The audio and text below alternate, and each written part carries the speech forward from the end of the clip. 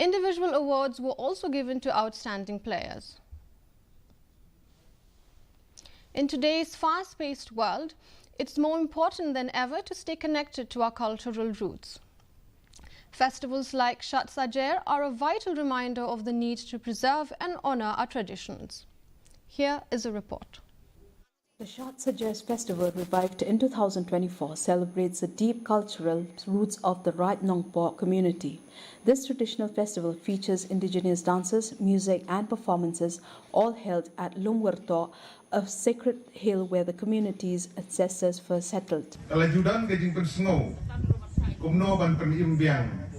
Ya kini tamasa lane ya kini kesat sajer kabla judan nadu kipor kiberim ndahin thai kabla yalam yengi hadin jom hajar sau kumaginong yalam kila yethu musyamlala ban penlong tikna ladengin haidin ngam aratin ban ong kidau kila pendan shibun tenre minum haidin ni kita jadi kisah kemenpan, pemerintah naduk ke senem ke beladak,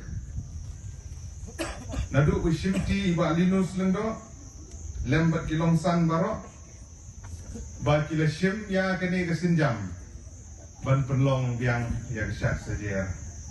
The festival honors the Creator for blessing on agriculture, health and prosperity, and pays tribute to Lei Lukmi, the goddess of rice.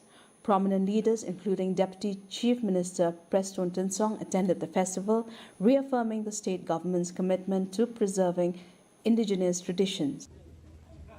Malekren bat ulu kalem ri namar ban nadu ban semsnen milastang banwan ban ikendu yanga hagaji ya benbe ya kanika surok kaban peti tenat ru ya katika snong hanti meneu ramba sna uru usketri juga snong ula puli ya tuka memorandum kaban ya leng ba syau niulung kumasan pelur duna ngakwa ban ong epi usnem arhajar arposan arpun riu financial year ngin pentrekam ya kini kesurok ban ong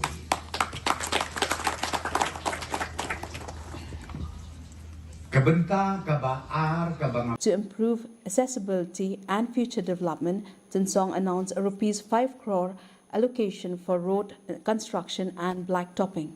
The festival is not just a celebration but a vital link to the past, a platform for future growth and a preservation of cultural heritage. Bureau Report, DD News, Meghalaya.